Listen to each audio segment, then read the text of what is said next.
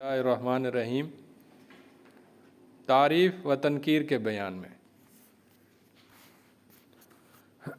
تعریف کہتے ہیں معرفہ بنانا اور تنکیر کہتے ہیں نکرہ بنانا۔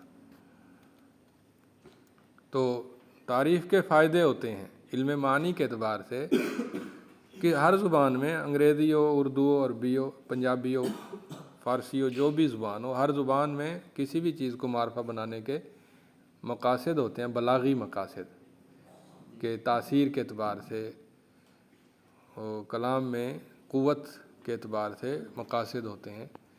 تو معرفہ 7 چیزوں کا نام ہے: ضمیر، علم، اسماء اشارہ، اسماء موصولہ، معرف باللام، اضافت، منادہ۔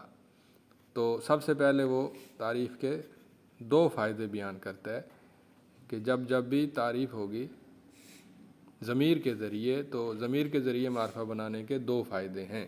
ایک فائدہ تو یہ ہے کہ جو ضمیر ہو، اس ضمیر کا جو ہے پتہ چل جاتا ہے کہ یہ متکلم ہے، یہ مخاطب ہے، یا یہ غائب ہے۔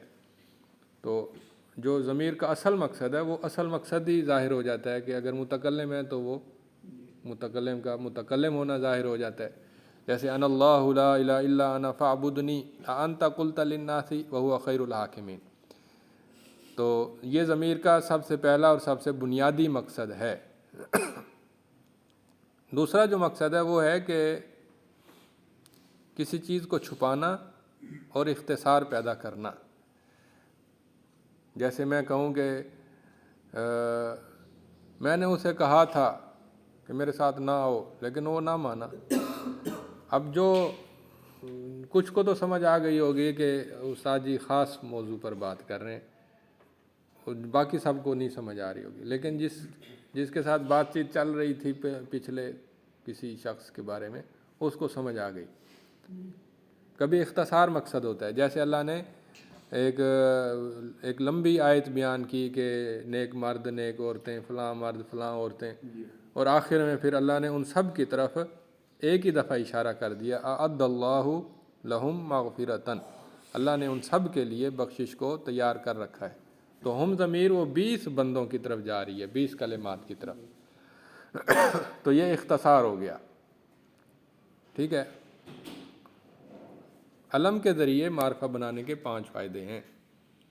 پہلا فائدہ تو عام فائدہ ہے کہ علم سے نا وہ بندہ ذہن میں حاضر ہو جاتا ہے۔ پہلا فائدہ کہ علم کے ذریعے وہ علم والا انسان جس کا نام علم ہے، جو استعمال ہوا ہے جس کا نام، وہ فوراً ذہن میں آ جاتا ہے۔ جیسے وَإِذْ يَرْفَعُ إِبْرَاهِيمُ الْقَوَاعِدَ مِنَ الْبَيْتِ وَإِسْمَاعِيلُ، جب بھی کسی کا نام لیں تو وہ نام والا بندہ فوراً ذہن میں آ جاتا ہے۔ یہ پہلا مقصد ہے۔ دوسرا مقصد یہ ہوتا ہے کہ نام لے کر ہم اس کی عظمت بیان کرتے ہیں۔ جیسے اللہ ربنا، اللہ ہمارا رب ہے، ہم یہاں کہہ سکتے تھے ہوا ربنا، یا رب السماوات والارض ہوا ربنا، یعنی کوئی صفت لا کر ہم کہتے وہ ہمارا رب ہے۔ لیکن جب ہم نے لفظ اللہ کا لفظ بولا تو اس میں عظمت، شان، شوکت بڑھ گئی، ٹھیک ہے۔ آپ کے پاس نہیں ہے وہ؟ اچھا۔ کبھی تحقیر مقصد ہوتا ہے، کسی کا نام لے کر حقارت مقصد ہوتا ہے، جیسے قال فرعون وما رب العالمین، فرعون نے کہا، مطلب فرعون خبیث نے کہا، کیونکہ یہاں پر علم آیا ہے تحقیر کے لیے، تو گویا ایک طرح سے حقارت اس کے معنی مفہوم میں یا اس کے استعمال میں جھلک رہی ہے۔ کبھی ڈرانا مقصد ہوتا ہے، جیسے لمن الملک اليوم للہ الواحد القہار، اس دن، آج کے دن بادشاہت کس کی ہے؟ تو للہ لفظ اللہ کو خاص طور پر لائے تاکہ اللہ کے نام اور اللہ کی ذات کے ذریعے ڈرایا جائے کہ اللہ نے اپنا نام بولا ہے، کوئی صفت نہیں بولی۔ تو کبھی کسی لفظ کو ذکر کرتے ہیں استلزاز کے لیے کہ اس کے نام میں لطف آتا ہے، مزہ آتا ہے، تو وہ بار بار نام وہ لیتے ہیں۔ جیسے وہ اللہ الواحد القہار، وہ اللہ ہے اکیلا۔ اس کی مثالیں اور جگہوں پر بھی آتی ہیں، جیسے یا ابتی، یا ابتی، حضرت ابراہیم علیہ السلام نے 4 دفعہ کہا، اے میرے ابا جان آپ ایسا کیوں کرتے ہیں، اے میرے ابا جان آپ ایسا کیوں کرتے ہیں. تو وہ بار بار نام لے رہے ہیں محبت استلزاز کے لیے. اسی طرح حضرت ابراہیم علیہ السلام کہتے ہیں کہ الذی یطعمنی ویسقین وَإِذَا مَرِضْتُ فَهُوَ یشفین. اس میں بھی اللہ کا ذکر بار بار ہے، اس میں بھی استلزاز ہے. کبھی اس میں اشارہ کے ذریعے معرفہ بنایا جاتا ہے، اور اس میں اشارہ کا مقصد بھی خاص مقصد ہوتا ہے، کبھی عام مقصد ہوتا ہے جیسے قرب کو ظاہر کرنا اور بعد کو ظاہر کرنا. اشارہ قریب قربت کے لیے، اشارہ بعید بعد کے لیے. یہ تو اس کا اصلی استعمال ہے جو ہر زبان میں. کبھی جو ہے نا بلاغی استعمال ہوتا ہے، جیسے اس میں اشارہ بعید تعظیم کے لیے بھی آتا ہے، اور اس میں اشارہ قریب بھی تعظیم کے لیے آتا ہے، جیسے ذالک الکتاب لا ریب فیہ. اس کا جب ترجمہ کریں گے تو کہیں گے کہ یہ عظیم کتاب، اس میں کوئی شک نہیں. ذالکہ ہے بعید کے لیے، لیکن معنی اس کا عظمت والا کرنا ہے، کیونکہ یہ آیا عظمت کے لیے ہے، یہ کوئی دور کے اشارے کے لیے نہیں آیا، یہ عظمت کے لیے آتا ہے کہ یہ عظیم کتاب، اس میں کوئی شک نہیں. ان ھذا القرآن، بے شک یہ عظیم قرآن، یہدی للتی ہی اقوام. اسی طرح کبھی اشارہ تحقیر کے لیے ہوتا ہے، اھذا الذی یذکر آلہتکم، کیا یہ وہ آدمی ہے؟ حضرت ابراہیم علیہ السلام کے بارے میں بت پرست کہہ رہے تھے کہ اس نے بت توڑا ہے ہمارا، بتوں کو. تو کیا یہی وہ آدمی ہے جو تمہارے بتوں کا برے انداز میں ذکر کرتا تھا؟ تو یہاں ھذا جو ہے تحقیر کے لیے.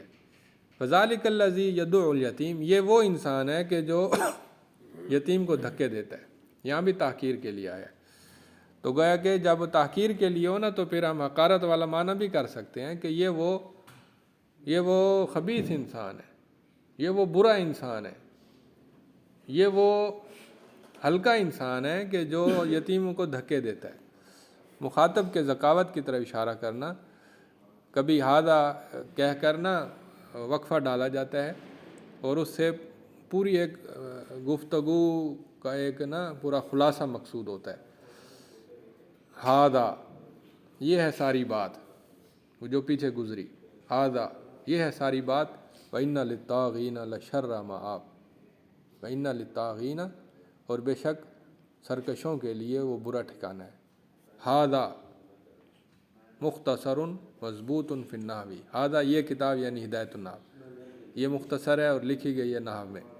تو یہ ھذا اور یہ یہاں برائے ذکاوت آ رہا ہے کہ مخاطب کی ذہانت کے لیے اشارہ کرنا. یہ تھا اس میں اشارہ کے معرفہ نکرہ کے، اس میں اشارہ کے ذریعے معرفہ بنانے کے فائدے. اس کے بعد ہے اسم موصول. اسم موصول کے ذریعے معرفہ بنانے کے 6 فائدے ہیں. پہلا فائدہ تعظیم، جیسے اذ یغشی السدرۃ ما یغشی. یہاں پر ما موصولہ ہے تو لیکن یہ تعظیم کے لیے ہے کہ جب وہ بیری کو ڈھانپ لیا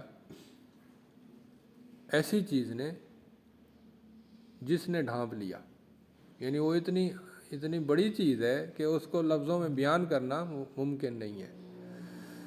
تو یہاں پھر ہم تعظیم والا ترجمہ کریں گے کہ اذ یغشی السدرۃ ما یغشی، جب بیری کو ڈھانپ لیا ایسی عظیم چیز نے جس نے بھی ڈھانپ لیا. اور ابہام پوشیدگی کے لیے، جیسے لیس للانسان الا ما سعی، انسان کے لیے کچھ نہیں مگر جو اس نے کوشش کی، محنت کی، جد و جہد کی. اب ما ابہام کے لیے ہے کہ اچھی محنت کی تو اچھا، بری محنت کی تو برا، تھوڑی محنت کی تو تھوڑا، زیادہ محنت کی تو زیادہ، درمیانی محنت کی تو درمیانہ. یہ ساری باتیں اس میں آ جاتی ہیں.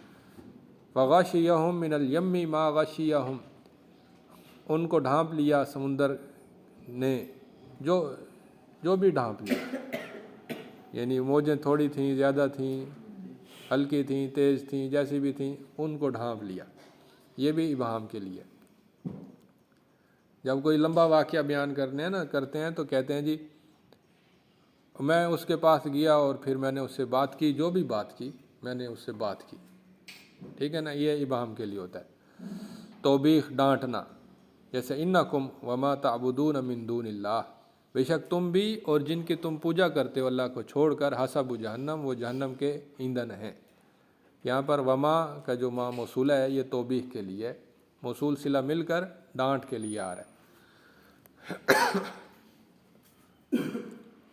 तो तालील इल्लत बयान करना, जैसे इन्नल्लज़ीना आमनू वामिलुस्सालिहाति लहुम जन्नातुन नईम, बेशक वो लोग जो ईमान लाए और उन्होंने नेक अमल किए।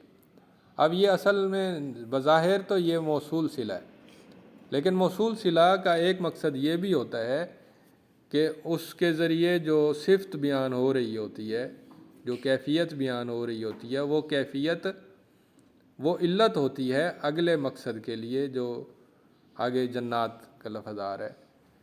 बेशक वो लोग जिन्होंने ईमान कबूल किया, ईमान लाए और नेक अमल किए, उनके लिए जन्नत है। तो ये ईमान और अमल साले ये इल्लत है जन्नत के लिए, जो कि इसम मौसूला के ज़रिए बयान की गई।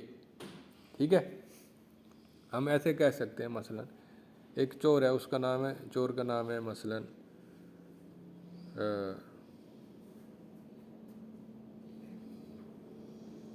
चोर है मसलन नासिर है उसका नाम है। अब हम कहें कि जी नासिर के लिए इतनी सज़ा है, इसमें हम अलम ले आए। अलम से वो फ़ायदा नहीं है जो अगर हम कहें कि जिसने चोरी की है उसकी ये सज़ा है, तो अब सज़ा की इल्लत चोरी साथ ही बयान हो गई, नासिर का लफ्ज़ काट दिया। तो ये होता है इल्लत बयान करना। तमस्खुर, मजाक उड़ाना, जैसे अल्लज़ी नुज़्ज़िला अलैहि ज़िक्रु इन्नका लमजनून, ये वो शख्स है जिस पर ज़िक्र उतारा गया है। यहाँ पर बता रहे बतौर मदा नहीं है, ये बतौर तमस्खुर है। ये वो शख्स है जिस पर ज़िक्र उतारा गया है। इन्नका लमजनून, तू बेवकूफ़ है, नऊज़ बिल्लाह। तो यहाँ पर नुज़्ज़िला अलैहि ज़िक्र बतौर तमस्खुर है, ना कि बतौर ताज़ीम है, क्योंकि आगे इन्नका लमजनून बता रहा है कि ये कोई मोहब्बत से वो नहीं कह रहे।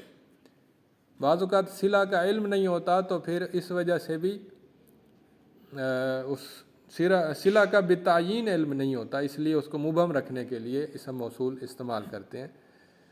जैसे हज़रत मरियम की वालदा ने कहा था, रब्बी इन्नी नज़रतु लका मा फ़ी बतनी मुहर्ररन, अल्लाह मैंने नज़र मान लिया है कि जो कुछ मेरे पेट में है वो तेरे लिए आज़ाद है। अब इबहाम है कि वो पेट में क्या है, बेटा है या बेटी है। बेटा है फिर भी तेरे लिए वक्फ़ है, बेटी है फिर भी तेरे लिए वक्फ़ है। तो इबहाम के लिए वो लका मा फ़ी बतनी आ गया। अलिफ लाम के ज़रिए मारफा बनाने का सिर्फ़ एक ही फ़ायदा है कि वो चीज़ वो मारफा हो जाती है और मुतय्यन हो जाती है। अलिफ लाम के ज़रिए मारफा बनाने का एक ही फ़ायदा है, लैसा ज़करु कल उन्सा, अल्लाह अगर बेटा पैदा होता तो वो इस बेटी जो अब पैदा हो चुकी है इस जैसा ना होता। तो यहाँ अल उन्सा में अलिफ लाम जो है ना वो तायीन के लिए है, यानी मेरी जो बेटी पैदा हो चुकी है मरियम अलैहिस्सलाम, तो अल्लाह ने फरमाया कि ऐसी बात नहीं है, ये तो अल्लाह ही बेहतर जानता है कि कौन ज़्यादा फ़ायदा देने वाला है। तो ये था अलिफ लाम का मकसद। इजाफ़त के 5 मकासद हैं। कभी इजाफ़त इख्तिसार के लिए होती है, जैसे इक़्तरब लिन्नासि हिसाबुहुम, लोगों के लिए उनका हिसाब करीब आ गया। अब अन्नास एक बहुत बड़ा मफ़हूम था, मर्द, औरतें, बच्चे, बूढ़े, अमीर, गरीब, सारे इसमें शामिल थे, लेकिन हम के ज़रिए इख्तिसार हो गया। इक़्तरब लिन्नासि हिसाबुहुम, हम ज़मीर अन्नास की तरफ जा रही है, जिसके अंदर बड़ी तफसील है, बड़ी गहराई है। कभी इजाफ़त ताज़ीम के लिए होती है, जैसे इन्ना इबादी लैसा लका अलैहिम सुल्तान, بے شک میرے بندے یعنی میرے پیارے بندے یا میرے معزز بندے یا میرے خاص بندے، اس میں اضافت تعظیم کے لیے ہے یا محبت کے لیے ہے یا عزت شان و شوکت کے لیے ہے، میرے خاص بندے اس پر تیرا کوئی زور نہیں ہوگا۔ اللہ تعالیٰ شیطان کو کہہ رہے ہیں اکرام پر ابھارنا۔ کبھی اضافت اکرام کے لیے ہوتے ہے، جیسے الحمدللہ رب العالمین، تمام تعریفیں اللہ کے لیے ہیں جو تمام جہانوں کا رب ہے۔ العالمین کی اضافت لے آئے اکرام کے لیے کہ وہ اتنا عزت والا ہے، اتنا عزت والا ہے کہ تمام جہانوں کا رب ہے۔ ذلت پر ابھارنا، جیسے لا تتخذوا عدوی وعدوکم اولیاء، نہ تم پکڑو میرے دشمنوں کو اور اپنے دشمنوں کو، جو تمہارے دشمن ہیں ان کو اپنا دوست نہ بناؤ۔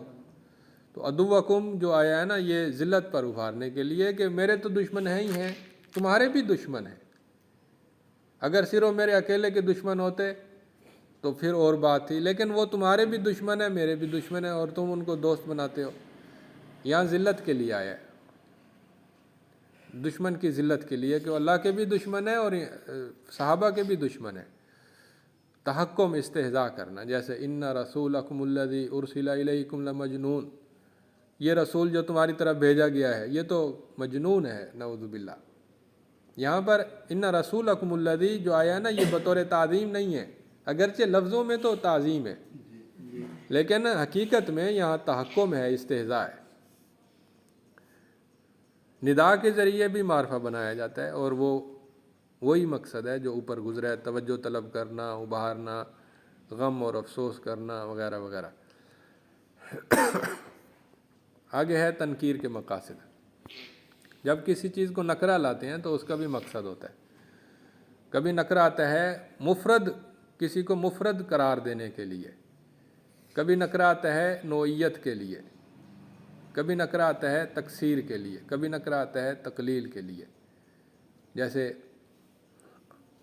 اکلت سمکۃ، میں نے ایک مچھلی کھائی۔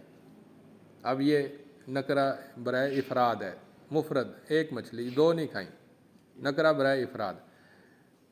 کبھی آتا ہے نکرہ برائے نوعیت، جیسے اکلت سمکۃ، میں نے ایک خاص مچھلی کھائی۔